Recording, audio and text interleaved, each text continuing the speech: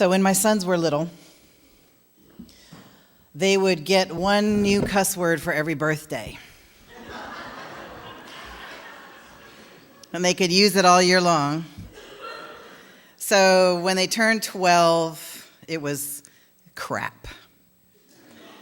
And my older son must have used that word 400 times that first day, mostly with tastic stuck onto it. That was describing his birthday cake. Or load, as in that was the amount of presents he got. So I'm telling you this story because on their 18th birthday is when they got to say the mother of all cuss words. Yeah. And, but not in front of their mother, who never used the word herself. I have no idea where they got their love of cussing. And in order to talk about punk theology, you have to talk about the punk movement. And in order to talk about the punk movement, you have to use the mother of all cuss words. But I'm not going to because I'm in the pulpit. And I never used that word anyway, forgot. See statement number 1. What are we going to do? We're going to do this. I'm from Philadelphia, and so it's got a strong Italian foundation in Philadelphia, and this means almost the same thing. Everybody do that since I did it to you.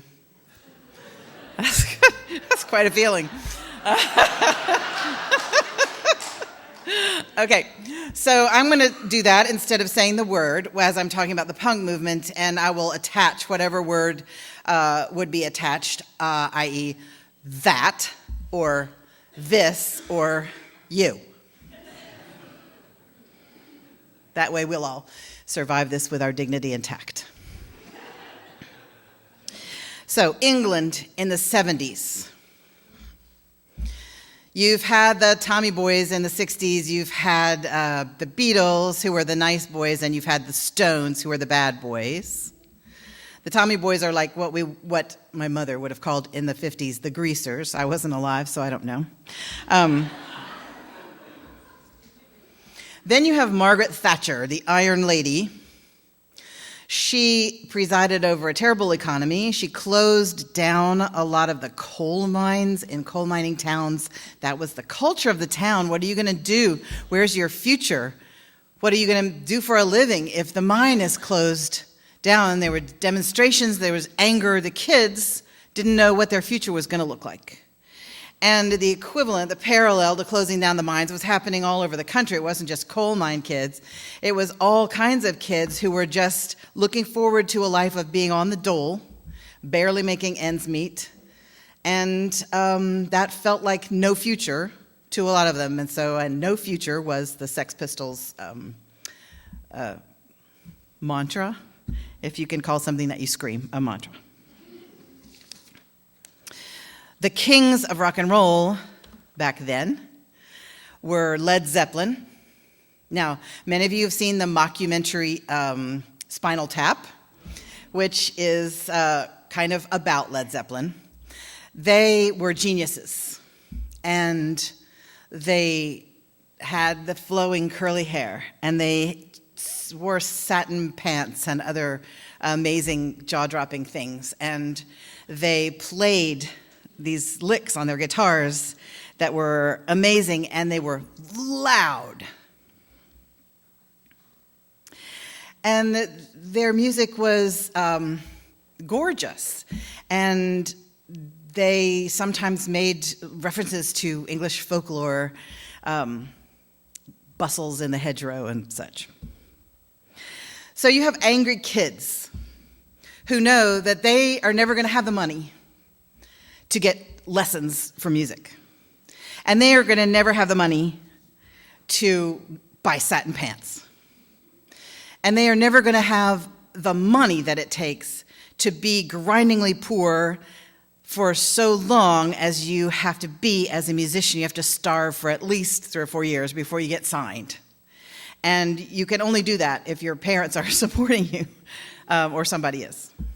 So apologies to those of you who have done it in other ways. So they don't see any way to be let in to the cultural expression of rock and roll music. And when you don't see any way to be let in, you get mad and you start a revolution. And so the punk kids were like, we don't need satin pants, we don't need a music contract, we don't need a recording studio, we are going to, this is just for practice, we are going to wear street clothes on the stage. We're not going to try to look pretty.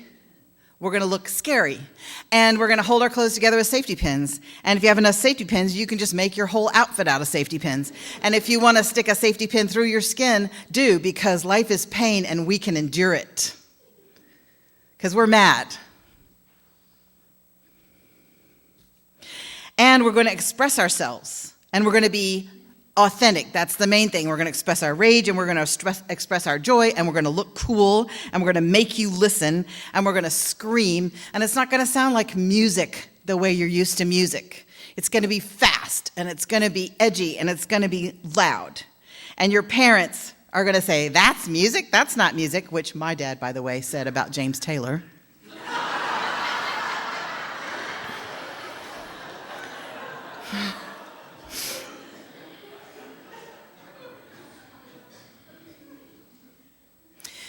You don't need long, croony, stairway to heaven, self-indulgent, wanky, 15-minute long songs.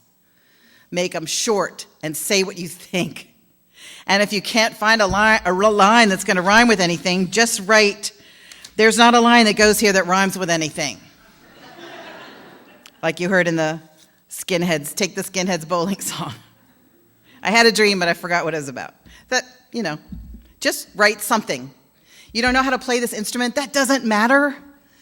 This is a chord. You got one. Here's two more. Now, you're good. Go write a song.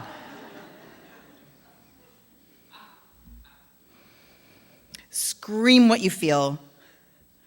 Do it where you feel like doing it. Loud and fast can be angry sounding, but we are also joyous. We are also screaming about freedom, and we are also screaming about ecstasy. And we are very sexy, by the way. So many bands were trying to be Led Zeppelin that they were pale imitations. You get imitations of the imitations, and then you get imitations of the imitations, and pretty soon the fire on the altar burns low. Time for a spark. Time for a revolution. Let me read to you something from Ralph Waldo Emerson's Divinity School address. Imitation cannot go above its model. The imitator dooms himself to hopeless mediocrity. The inventor did it because it was natural to him, and so in him it has a charm. In the imitator, something else is natural, and he bereaves himself of his own beauty to come short of another person's. When you do things that are from your own soul, they have a charm.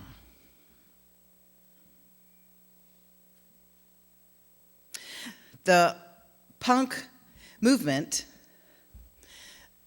had its angry side, but it was also very energetic and very much a do-it-yourself movement. You don't have money for a teacher? Teach yourself. You don't have to be good. You don't have to be polished. You don't have to be skillful. Just express yourself and do it with passion. Are you an outcast from the mainstream? Just be an outcast then, and enjoy the freedom of saying, I didn't want to be like you anyway. You're not going to let me in? I don't need to be let in. I'm making my own world. Now in the US, the punks didn't have the economic despair that they had in the UK, but they had their own despair. They'd seen Watergate. Their older brothers had gone to Vietnam. They'd lost their trust in the government. They had 3 Mile Island, Chernobyl, who knew how long the world was going to last. AIDS was killing those of us who are gay, men. The government, the Reagans, didn't want to hear anything about it or see anything about it or say anything about it. And so thousands and thousands of men died before anybody woke up. So all the kids who were outcast, the kids who were gay, the black kids who liked punk music, the trans kids, and yes, there were trans kids in those times, the gender fluid kids, they all kind of got encompassed by this do-it-yourself, be who you are movement. We don't like the world the way it is. Everything you think disturbs me. Everything you know disturbs me. We're going to make our own.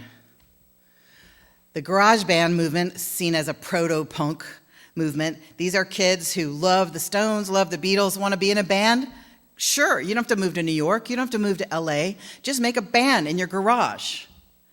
And here, make a tape of your own band and sell your tape to your friends. You don't need a record contract.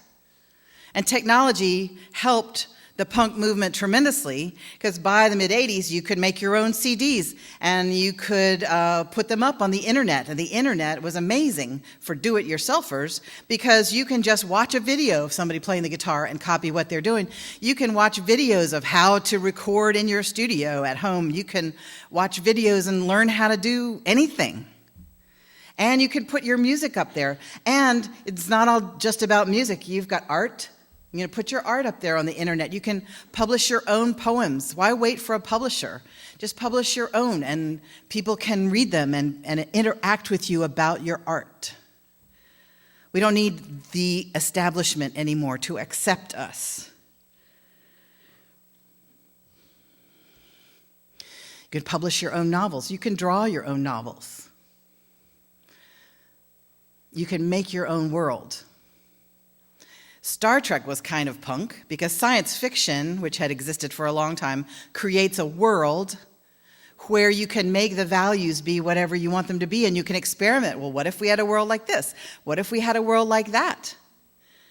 And then now anime and manga, what if you had a world where everybody had blue hair, or you had blue or orange or red or pink? It doesn't matter. Girls don't play guitar? Psh, that. Girls don't scream? Watch me. Girls get felt up in the mosh pit in front of a punk band? Bikini Kill was a band that said all the girls get in the mosh pit and all the guys have to be in the back. So it's freedom for the girls. That's not how the world works. I'm going to make my own world. You see what I'm saying? It's a make the world the way you want it to be world. And so coming out, I think, of the punk ethos is our geeks and nerds movement. So you were a geek in high school, you were a nerd in high school, you didn't, or you don't fit the beauty standards of our culture. That. I'm going to make my own world. In fact, I'm going to get together with my friends and I'm going to dress up like characters from my favorite science fiction books and TV shows. I'm going to dress up like anime characters. I'm going to dress up like whatever I want. And I can go, I hear that AggieCon was going in the mid-'70s, where people could just dress up and be together and have their proto-packs on and just live in the world of science fiction. That was crazy valuable for the geeks and the nerds. And now there's Dragon Con and Comic Con, and people can just be whoever they are, and they can create the world they want. And especially in terms of gender fluidity, you can, if you're playing a video game, this is not even just cosplay, which is when you get in a costume. This is, my sons grew up playing video games where they would choose to be female characters or male characters, and they had different powers and different fighting styles, and they were allowed to have video games. Okay, this was the rule in my house. I don't care how much killing and blood there was, as long as you weren't rescuing a girl. So you could play Doom, but not Super Mario.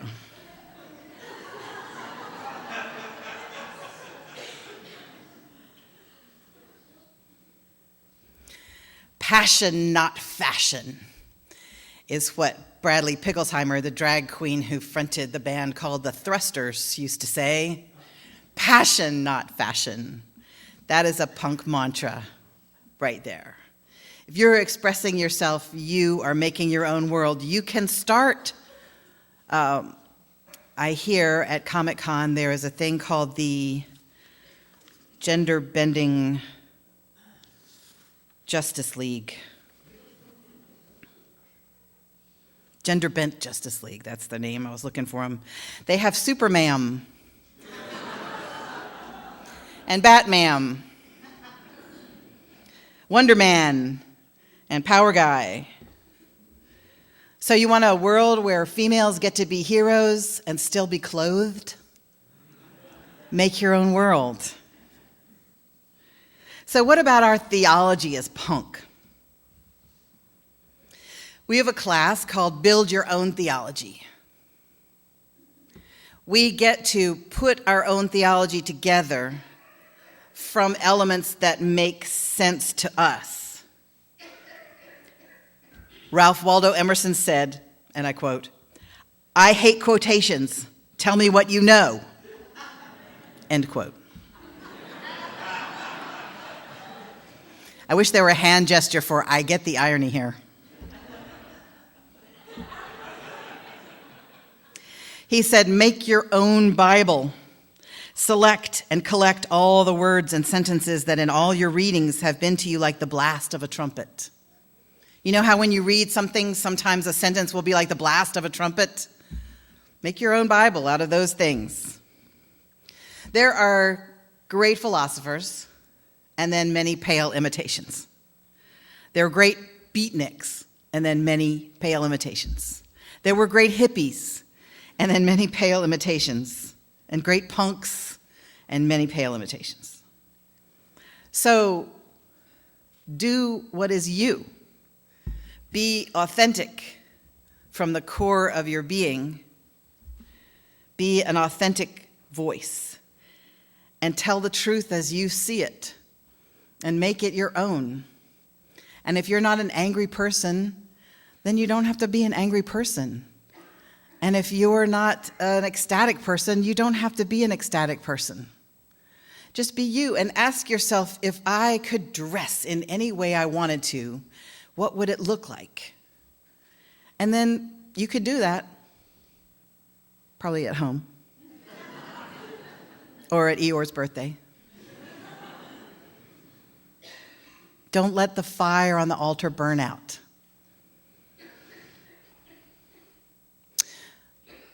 Waldo, our forebearer, Ralph Waldo Emerson, he said the remedy for a fire burning low is first soul, and second soul, and evermore soul.